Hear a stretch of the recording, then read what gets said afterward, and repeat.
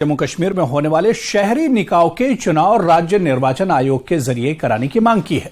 इसे लेकर जम्मू कश्मीर कांग्रेस के अध्यक्ष वकार रसूल वानी ने उपराज्यपाल मनोज सिन्हा को चिट्ठी लिखी है। चिट्ठी में उन्होंने उपराज्यपाल को 74वें संविधान संशोधन का हवाला देते हुए राज्य निर्वाचन आयोग के देखरेख में ही चुनाव की मांग की है। कांग्रेस प्रवक्ता रविंदर रैना ने कहा कि राज्य निर्वाचन आयोग के बिना चुनाव कराना असंवैधानिक होगा, इसलिए पंचायत चुनाव की तरह ही शहरी निकायों के चुनाव भी स्टेट इलेक्शन कमीशन के जरिए ही कराए जाएं। सरकार यूएलबी के जो इलेक्शंस हैं वो चीफ इलेक्टोरल ऑफिसर के अंडर करवाना चाह रही है, तो इसके लिए जो कांग्रेस है खासकर उन्होंने कल एक चिट्ठी भी लिखी है एलजी को और ये इंटरव्यू मांगा है उनसे और कहा है कि इस पर गौर किया जाए। आखिर क्या वजह है, क्यों ये स्टेट इलेक्शन कमीशन के ही अंडर ये यूएलबी के इलेक्शन म्यूनिसिपल बॉडीज़ के इलेक्शन करवाना चाहते हैं। इस पर बात करने के लिए रविंदर शर्मा, ये चीफ स्पोक्स पर्सन है जम्मू कश्मीर प्रदेश कांग्रेस कमेटी और फॉर्मर एमएलसी भी है। रविंदर जी, आप क्यों ये मांग कर रहे हैं कि यूएलबी के जो इलेक्शंस हैं वो स्टेट इलेक्शन कमीशन के अंडर होंगे? पूरा कॉन्स्टिट्यूशन जम्मू कश्मीर में आप 5 अगस्त 2019 के बाद लागू है। संविधान की धज्जियां उड़ाई जा रही हैं। संविधान कहता है कि भाई ये इलेक्शन इंडिपेंडेंट इलेक्शन कमीशन के अंडर होना चाहिए, जो स्टेट इलेक्शन कमीशन बना भी है, लेकिन उसको इख्तियार सिर्फ पंचायतों का है। पंचायत राज निज़ाम में 2 किस्म की पंचायत आती हैं, एक जो देहात में होती हैं और एक जो शहरों में होती हैं। इनको urban local bodies, municipal corporation, municipalities कहते हैं। संविधान की सेक्शन अमेंडमेंट 74 जिसको संविधान के आर्टिकल 243(ZA) में शामिल किया गया है, लिखा है कि तमाम म्यूनिसिपैलिटीज, म्यूनिसिपल कॉरपोरेशन और अर्बन लोकल बॉडीज के इलेक्शन एक इंडिपेंडेंट स्टेट इलेक्शन कमीशन के ज़ेरे साया होंगे। अब तो कोई बहाना नहीं है, और जो पार्टी सरकार चला रही है वो सरकार रोज यह कहती है कि हमने एक देश, एक संविधान, एक विधान, एक कानून लगा दिया। वो कानून की धज्जियां उड़ा रही है, कानून की उल्लंघना हो रही है। तो हमने ये मामला उठाया जब हमने देखा कि भाई पंचायतों का इलेक्शन तो स्टेट इलेक्शन कमीशन करवाएगा, निष्पक्ष होना चाहिए, लेकिन शहरों का इलेक्शन जो है चीफ इलेक्टोरल ऑफिसर करेगा। 2 दिन पहले चीफ इलेक्टोरल ऑफिसर ने डीसीज को कहा कि आपने जो डाटा दिया है उसमें कई गलतियाँ, इसलिए रिजर्वेशन और रोटेशन में गलती हुई है।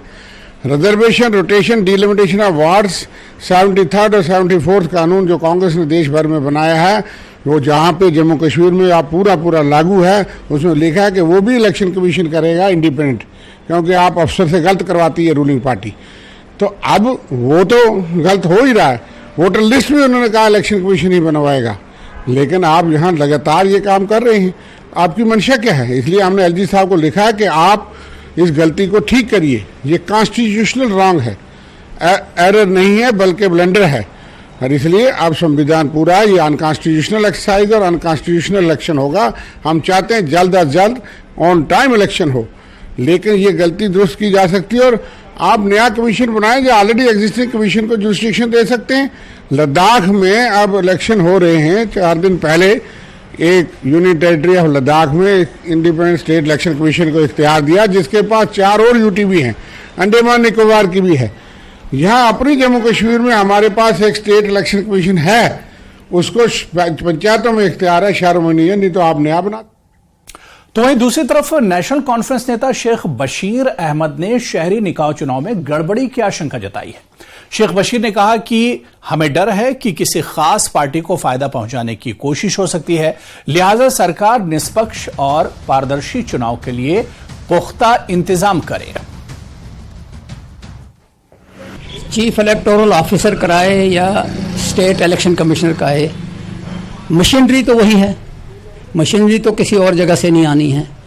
उनका माइंडसेट क्या है वो तो सबको मालूम है। और ये भी हकीकत है कि अगर हम ये कहेंगे कि इलेक्शन कमीशन ऑफ इंडिया से कराएंगे तो तब भी मशीनरी यही होगी। हम इस वक्त इंडिया ब्लॉक का हिस्सा हैं, नेशनल कॉन्फ्रेंस भी है, पीडीपी भी है, और भी बहुत सी पार्टीज़ हैं। और ये जो चिट्ठी लिखी है, मुझे नहीं मालूम है कि उन्होंने कोई किसी को कंसल्ट किया है या नहीं किया है, बाकी पार्टियों को कॉन्फिडेंस में लिया है नहीं लिया। हमारी पार्टी को अभी कोई ऐसी इत्तला नहीं है। और मैं समझता हूँ कि अगर उन्होंने चिट्ठी लिखी है, उन्होंने खदशा जाहिर किया है, तो एलजी साहब को जो चिट्ठी लिखी है, एलजी तो ये कर ही नहीं सकता। एलजी के बस में ही नहीं है ये कराने वाले तो दिल्ली में बैठे हैं, अमित शाह साहब और प्राइम मिनिस्टर साहब। तो इसलिए हम समझते हैं, उन्होंने चिट्ठी लिखी है, देखते हैं उसका रिएक्शन क्या होगा, तब तक पता लगेगा कि हमारी पार्टी जो है उस मामले में क्या सोच रखती है।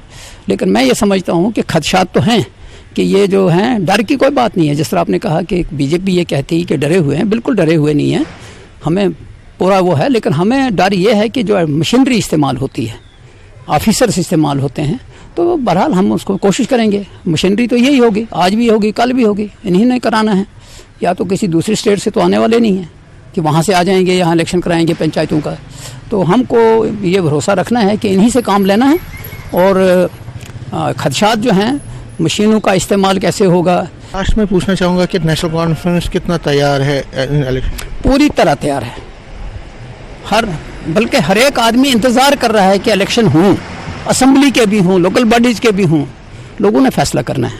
लेकिन ये खदशात हमेशा रहते हैं, धांधली के खदशात हमेशा रहते हैं। साफ कह रहे हैं कि ये खदशे तो हैं, रिगिंग के खतरे रहते हैं, खदशे रहते हैं, उसको दूर करने के लिए सरकार को कंक्रीट स्टेप्स उठाने पड़ेंगे। और आगे के इलेक्शन जब भी होंगे तो नेशनल कॉन्फ्रेंस ने पहले ही फैसला किया कि सभी इलेक्शन में ये पार्टिसिपेट करेगी, और उनको पूरा भरोसा भी है कि नेशनल कॉन्फ्रेंस अच्छी कारकर्दगी आगे के इलेक्शन में करेगी। कैमरामैन साहिब के साथ समीर भट्ट, न्यूज़ 18।